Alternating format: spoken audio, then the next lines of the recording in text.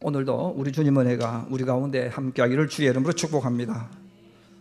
세상 사람들은 교회를 다니는 사람들 보면서 교회 나가는 사람은 모두 예수를 믿는 사람이다 이렇게 생각을 합니다. 그러나 교회를 다니는 사람들 중에는 크게 두 종류의 사람들이 있습니다. 한 부류는 하나님을 만나지 못한 사람들입니다. 이런 사람들은 교회를 다니기는 다니지만 세상의 철학과 자신의 생각이 삶의 중심이 되는 사람들입니다. 교회는 교회이고 자신은 자신의 방식대로 살아가는 사람들이죠. 또 한 부류의 사람들은 하나님을 만난 사람들입니다. 그래서 이 하나님을 만난 사람들은 하나님 나라를 만드는 사람들이죠. 또 다르게 표현하면 하나님의 통치를 받는 사람들입니다.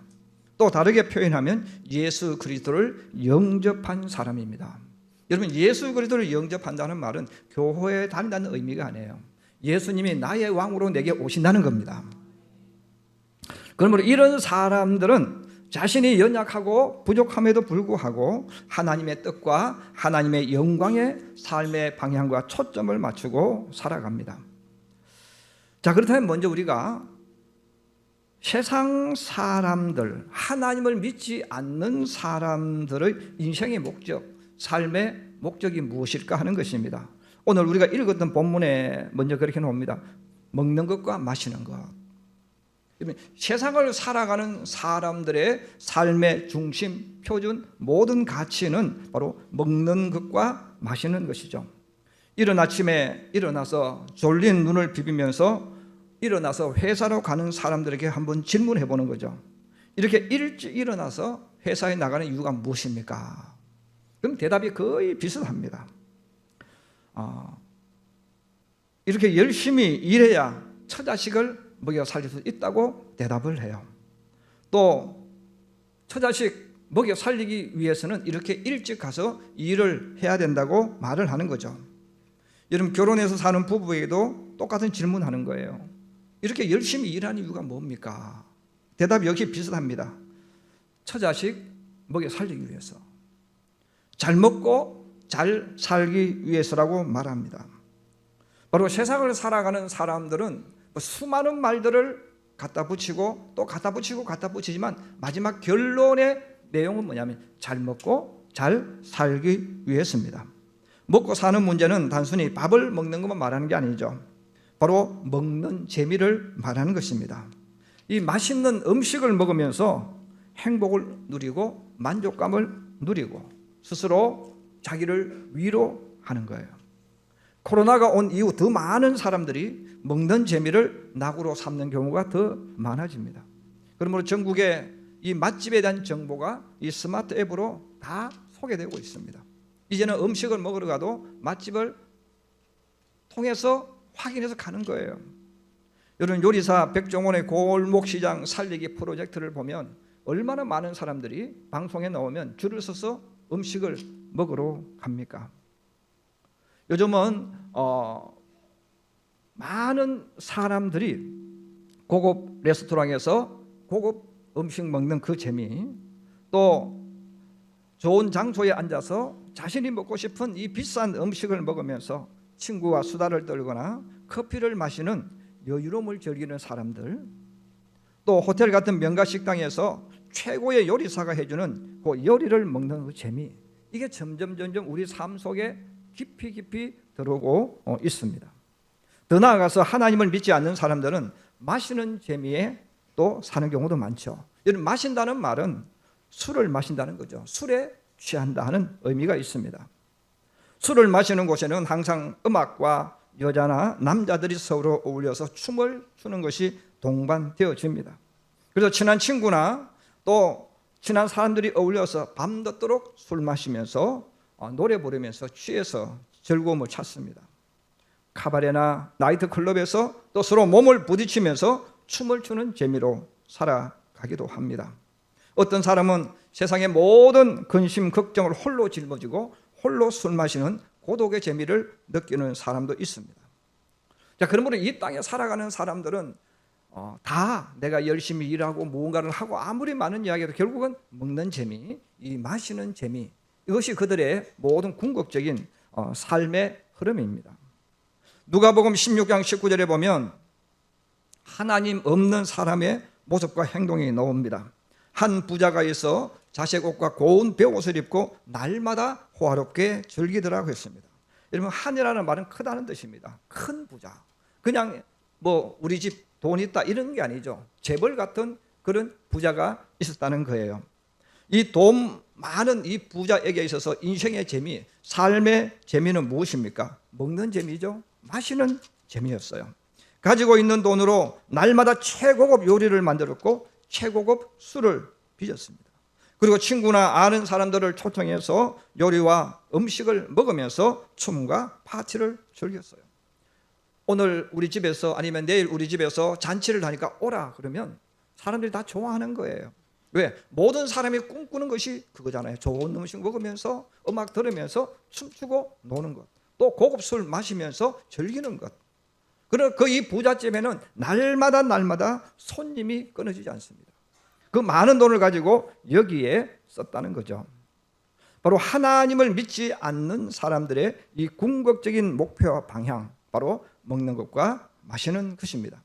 일을 하는 이유도, 돈을 많이 벌어야 하는 이유도 먹고 마시기 위해서입니다. 여러분, 먹고 마시는 이 재미에 빠지게 되어지면 사람은 또 여기에 투자를 하게 되는 거죠. 먹는 재미, 마시는 재미에 빠져서 또 친구들과 어울리면 또 서로 수준을 맞추는 거예요.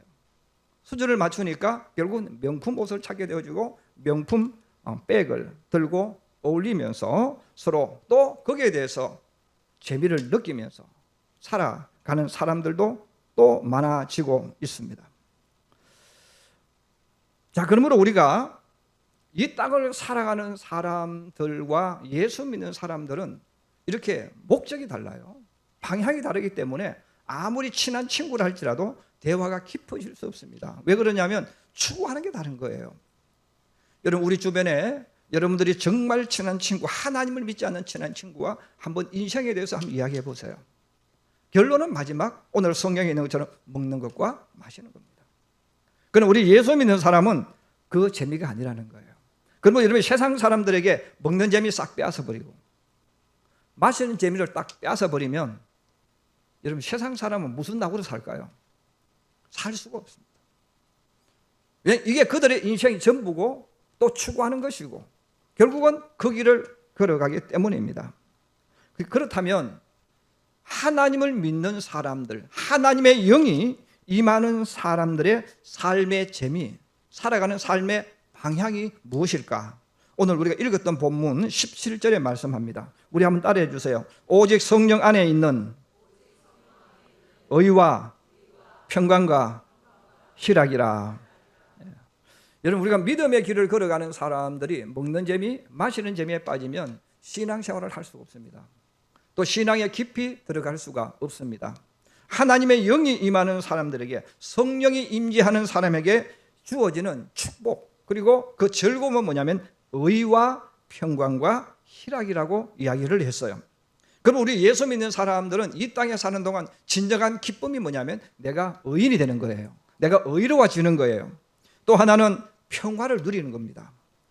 그리고 하나님 주신 이 모든 희락을 우리가 느끼는 거예요. 자, 그럼 먼저 의라는 말이 나와요. 의, 하나님의 영이 임하면 하나님이 그 사람에게 선물을 주시는데, 기쁨을 주시는데, 이게 뭐냐면 의에 대한 것을 주신다, 이렇게 말씀합니다. 여러분, 의라는 이 단어는 사실 한문적인 표현이죠. 근데 이 의라는 것은 의롭다고 선언하다, 의롭다고 선포하다, 또 바르다, 정직하다 하는 이런 뜻입니다.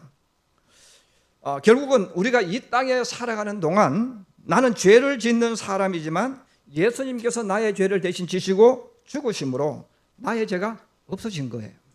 근데 여러분, 없어졌는데 또 세상을 살면 또 죄를 짓는 거예요. 자, 또 그 죄를 짓는데 그 죄를 주님 앞에 회개할 때마다 주님은 그 보혈로 씻어주시는 겁니다. 이게 바로 뭐냐면 의라는 겁니다. 더 짧게 설명하면 나는 죄 씻음을 받아서 의인이 된 사람이라는 그런 뜻이죠. 세상을 사는 사람들에게 하나님께서 주신 최고의 축복된 선물은 바로 깨끗한 물인 생수입니다. 여러분, 대부분의 사람들은 깨끗한 물이 왜 최고의 축복된 선물인 줄 잘 몰라요. 돈이 최고다 이런 생각해요. 물론 돈이 그만큼 중요하죠. 그러나 여러분, 가만히 한번 근본을 한번 생각해 보시면 왜 깨끗한 물, 생명수가 왜 중요한 걸 알 수 있습니다. 사람은 돈은 없어도 살 수 있지만 물 없이는 살 수 없다는 것을 잘 이해하지 못합니다. 여러분, 물만 있으면 돈은 벌 수가 있고 돈을 벌 수 있는 작물이나 공장을 세울 수가 있습니다. 그리고 더 중요한 것은 물만 있으면 아무리 더러워져도 깨끗하게 씻을 수가 있는 거죠. 여러분, 일을 하다가 손이 아무리 더러워져도 깨끗한 물로 씻으면 깨끗해지는 거예요. 청소를 하든 흙을 손에 묻히든 옷물이 손에 닿았든 그건 중요한 게 아니에요. 이 땅에 살아가는 동안, 또 음식을 만드는 동안, 일을 하는 동안 우리의 손과 또 우리의 몸은 더럽혀질 수 있어요. 땀을 흘릴 수 있어요. 그러나 여러분, 깨끗한 물이 있으면 내가 더럽혀져도 씻을 수가 있는 거예요. 그래서 날마다 우리를 깨끗하도록 만들어주는 아름다운 것이 뭡니까? 바로 생명의 물입니다. 마찬가지로 하나님께서 성도에게 준 최고의 선물이 뭘까? 바로 의라는 거예요. 우리가 이 땅에 사는 동안 많은 성도들이, 또 세상 사람들도 어떤 생각을 하냐면 예수 믿으면 죄를 안 지어야 된다고 생각하는 거예요. 여러분, 교회에 나와서 예수를 나의 구주로 영접하면 죄를 안 지어야 된다고 생각하는 것은 하나님의 생각이 아니에요. 마귀가 여러분들에게 주는 생각이에요. 왜냐하면 하나님은 이미 성경을 통해서 우리에게 알려주신 거예요. 너희가 사는 이 세상에 죄가 들어왔다는 거예요. 죄가 들어왔기 때문에 저나 여러분들이 아무리 올바르게 살고 정직하게 살고 착하게 살아도 우리는 죄 가운데 사는 거예요. 여러분, 죄 가운데 살기 때문에 죄를 짓는 겁니다. 근데 죄를 짓는데 하나님 주신 최고의 의로운 선물이 뭡니까? 죄 씻을 수 있는 보혈을 주셨다는 거예요. 그럼 우리 예수 믿는 사람들이 이 땅에 사는 동안 성령이 역사하는 사람에게 반드시 임하는 게 뭐냐면 회개하는 거예요. 그래서 나는 회개하지 않았다, 그리고 내 스스로 죄가 느껴지지 않았다, 그 사람은 영이 역사하지 않는 사람이에요. 하나님의 영이 역사하면 반드시 내가 죄인임을 고백하는 겁니다. 그 죄인임을 고백하니까 회개하는 거죠. 여러분, 나는 죄인이 아니야, 난 올바로 살았어, 여러분, 그렇게 자기를 딱 답을 내리고 있는 사람이 회개하겠습니까? 강제로, 아니면 무력으로, 야, 너 잘못했으니까 회개해 해서 무력으로 할 수 있겠죠. 근데 그 마음으로부터 하는 건 아니에요. 여러분, 성령이 역사하면 가장 먼저 일어나는 게 바로 뭐냐면 회개하는 거예요. 이 회개가 내 속에 막 일어나는 거예요. 일어나니까 내가 주님 앞에서 늘 회개하는 거예요. 그래서 늘 회개하는 사람은 어떤 사람이냐? 앞에 있는 물을 제가 설명해 드린 것처럼 날마다 자기를 더럽혀진 부분을 씻는 사람입니다. 여러분, 자기를 씻는 사람이 깨끗합니까? 내가 더럽혀진 줄 모르고 물로 씻지 않고 사는 사람이 깨끗한 사람입니까? 이 땅에서 정말 깨끗한 사람, 가장 깨끗한 사람은 회개를 통해서 주님의 보혈로 날마다 씻는 거예요. 씻으니까 늘 깨끗해지는 거예요. 더럽혀졌다가 또 씻으면 깨끗해지는 거예요. 여러분, 하나님께서 바로 하나님의 나라를 이야기합니다. 그 하나님의 나라가 어떤 나라입니까? 의로워지는 나라예요. 그래서 우리 예수 믿는 사람들에게 늘 소망이 있어요. 또 우리가 인생을 실패해도 마찬가지예요. 여러분, 실패하고 나서 자책하고 나는 이제 안 돼, 도망가는 게 아니에요. 내가 실패했을지라도 다시 우리 주님은 일어날 수 있는 기회를 주시는 거예요.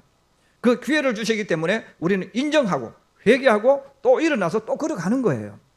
그러므로 하나님의 나라, 하나님의 영이 역사하는 사람에게 주어지는 축복 중에 축복이 뭐냐면 의인이 되는 겁니다. 의인이 의로워지는 거예요. 이것을 통해서 우리는 완벽한 사람이 된다는 뜻이 아니에요. 날마다 자기를 씻음으로 깨끗한 사람. 오늘도 주님 앞에 놓은 여러분들이 깨끗하잖아요. 이렇게 깨끗한 이유가 뭡니까? 분명히 오늘 올 때 씻고 나오신 거예요. 이것처럼 우리가 이 땅에 살아가는 동안 하나님이 주신 축복 중에 축복은 하나님의 나라가 임하면 반드시 이루어지는 게 뭡니까? 의로움입니다. 그런데 이 의로움을 알지 못할 때 사람의 인생이 자살이라든지 우울증으로 빠지는데 그게 바로 뭐냐면 죄책감, 자책감이에요. 여러분, 사람들은 뭐 내가 죄책감을 느끼고 자책하는 것이 나쁘다 좋다 그건 의미 없어요. 이 땅에 사는 사람 다 죄 가운데 사는 거예요. 여러분 죄 안 짓는 사람 누가 있어요? 착하게 사는 사람 누가 있어요? 없어요. 문제는 혼자 내가 죄 지으면 안 되는데 하고 혼자 자책해서 거기에 빠져버리면 그 사람은 자살을 하든지 우울증에 들든지 인생을 망치는 거예요. 주님은 우리들에게 실수해도 내가 너를 사랑하니까 씻어라. 그리고 보혈을 주신단 말이에요. 이게 바로 회개라는 거예요. 그러면 우리 예수 믿는 사람에게 주어진 축복 중에 축복은 내가 날마다 실수해도 일어날 수 있고 죄 가운데 있을지라도 죄를 씻고 깨끗해질 수 있는 축복, 바로 의라는 단어입니다. 오늘 주님 앞에 나와 예배드리는 성도 여러분, 하나님의 영이 역사하면 이 의라는 의미가 믿어지는 거예요.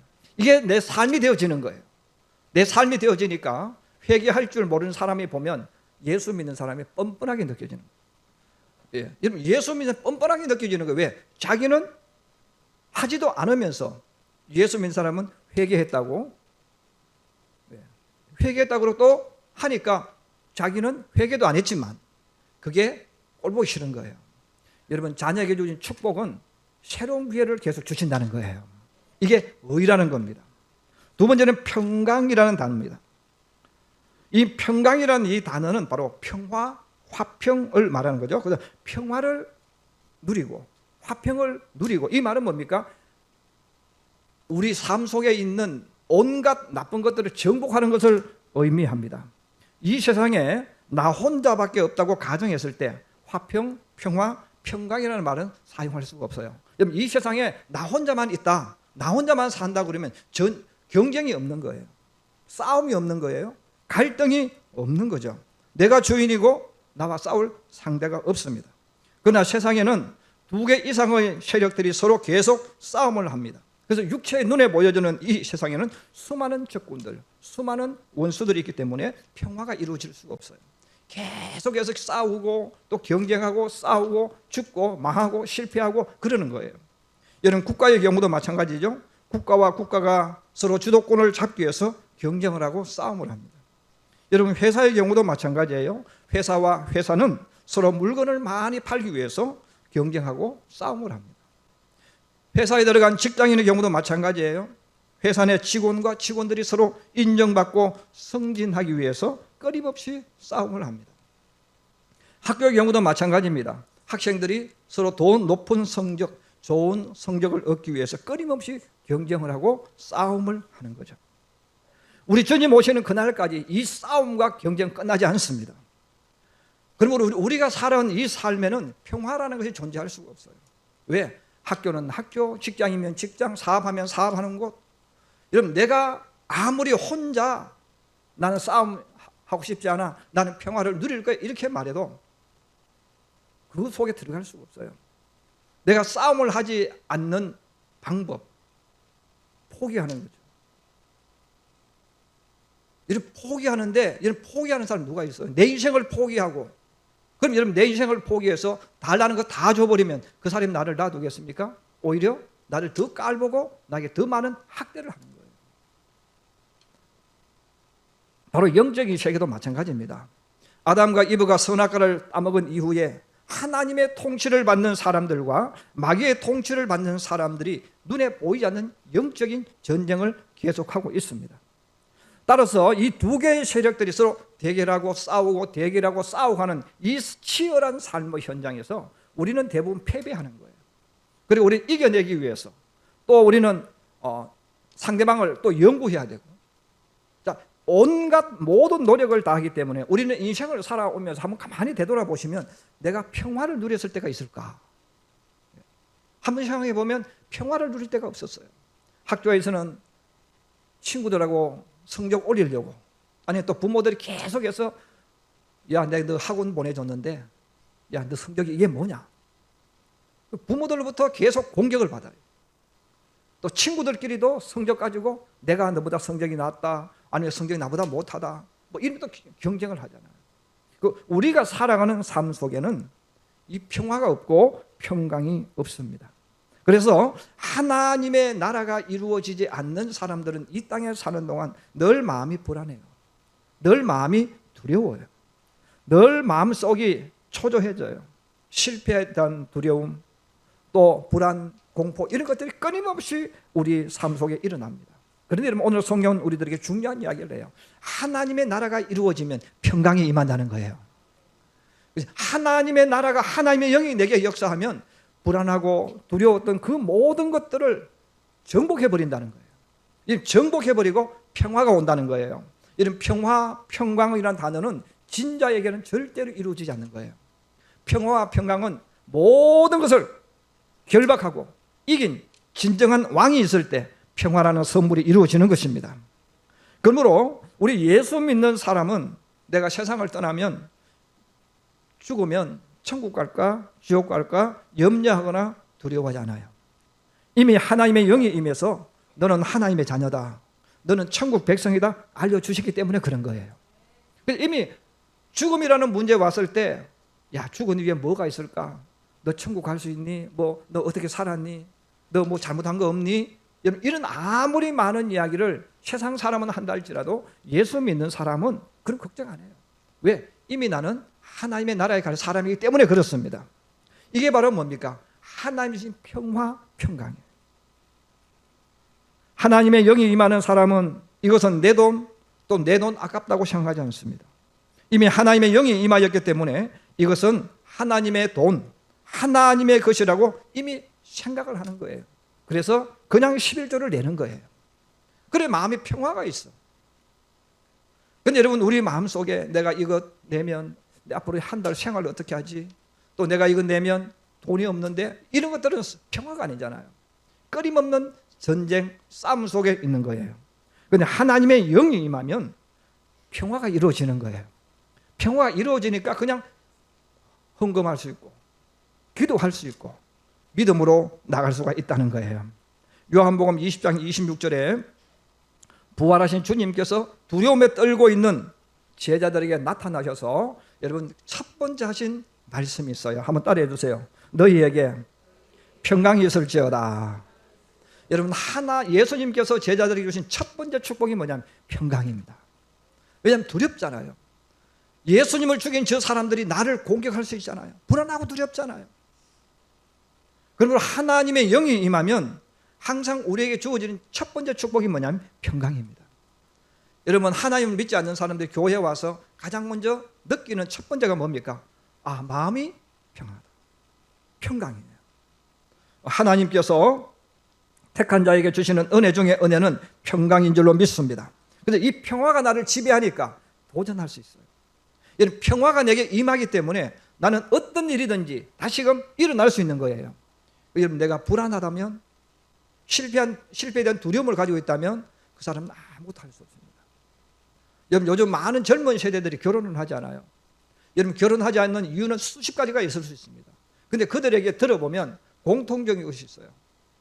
집, 돈, 직장이에요. 불안하단 말이에요. 두렵단 말이에요. 결혼하는 사람이 점점 더 줄어들어가는 거예요. 여러분 하나님의 영이 임하면 반대가 되어집니다. 평화가 임하니까 결혼할 수 있는 것이고 여러분 평화가 임하니까 믿음으로 걸어갈 수 있는 거예요. 세 번째로 희락이라는 단어입니다. 하나님의 영이 임하면 그 사람에게 어떤 것이 일어나느냐 하면 희락이 일어난다. 그럼 희락이라는 뜻은 뭐냐면 내 마음속에서 소망과 기쁨이 솟구쳐 올라오는 것을 말합니다. 우리 한국 사람들이 가지고 있는 가장 큰 단점이자 잘못 가르친 것이 있어요. 웃지 못하는 거예요. 저도 저 자신의 모습을 보면서 저의 가장 큰 단점이자 약점이 뭐냐면 잘 웃지를 못해요. 사람들 만나서 내가 웃어야 되는데 웃을 수가 없어요. 왜? 계속해서 웃으면 바보라고 가르쳤기 때문에. 여러분 남자가 웃으면 어릴 때부터 부모들이 뭐라고 가르쳤습니까? 쓸데없이 남자 자식이 웃는다고. 남자가 왜 웃느냐 이거예요. 또 남자가 웃으면 가벼워 보인다. 그럼 무거워 보이려면 웃지 말아야죠. 사람들 만나면 하고 웃으면 안 돼. 웃으면 상대방이 나를 가볍게 봐. 그래서 난 항상 얼굴을 거름하게 해가지고 상대방을 제압할 수 있는 얼굴을 굳게 만드는 이 훈련을 해야 됩니다. 여러분 우리 여자들도 마찬가지죠. 저도 우리 어렸을 때 여자들이 웃으면요, 수많은 말들인데 그중에 몇 가지 기억이 나요. 너 남자 꼬시려고 웃니? 그래. 그 여자가 웃으면요, 야, 너 남자 꼬시려고 웃니? 그래. 그럼 여자가 웃으면 안 되죠. 또 우리 옛 부모들이 또 뭐라고 이야기했습니까? 웃는 여자는 해픈 여자다. 웃는 여자는 해프다고 이야기한 거예요. 그래서 우리 한국 여자들도 잘 못 웃어요. 우리 한국 사람들이 가지고 있는 가장 큰 약점이자 단점이 바로 웃지를 못해요. 여러분, 엘리베이터 앞에서 사람을 만났어요. 여러분, 그 사람 만나서 웃습니까? 우리는 안 웃잖아요. 근데 여러분, 외국 사람 보시면, 외국 사람 처음 만나는 사람인데 만나면 그냥 웃어요. 근데 우리들도 모르게 늘, 야, 웃으면 안 돼. 웃는 사람은 지는 거야. 웃는 사람은 해픈 여자야. 웃는 남자는 가벼워. 이런 것들을 계속 들어왔기 때문에 우리도 모르게 우리 한국 사람은 항상 근엄해야 되고, 그래서 애들 앞에서도 마찬가지죠. 요즘 젊은 세대는 아이들 앞에서 뭐 장난도 치고 뭐 이렇게 했는데, 저희들 시대만까지만 해도 애들하고 장난 안 쳤습니다. 그 왜 안 쳤습니까? 장난치면 애들이 너무 무시한다. 만만하게 생각한다는 거예요. 그래서 애들 앞에서 그냥 폼을 잡는 거예요. 아버지로서 근엄하게 하는 거예요. 그래서 우리가 모르게 어느 순간부터 우리들은 웃는 것, 기쁨을 잃어버렸습니다.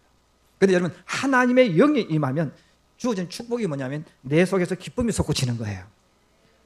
그래서 하나님의 영이 내게 역사하면 힘들어요. 지금 내 삶이 고통스러울 수 있어요. 그런데 하나님의 영이 내게 역사하면 나도 모르게 기쁨이 있습니다.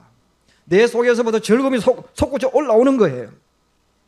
사도행전 6장 15절에 보면 스데반의 얼굴을 우리에게 알려줍니다.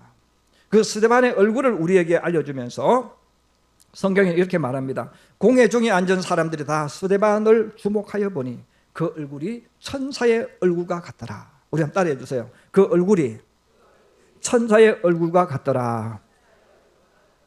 여러분, 저도 여러분도 천사의 얼굴을 본 적이 없어요. 그런데 우리가 천사라는 그 이미지를 가지고 있을 때, 그 얼굴을 생각할 때에, 그럼 천사의 얼굴은 어떨 것인가? 뭐 아름답다 이것을 놔두고 웃는 얼굴이죠.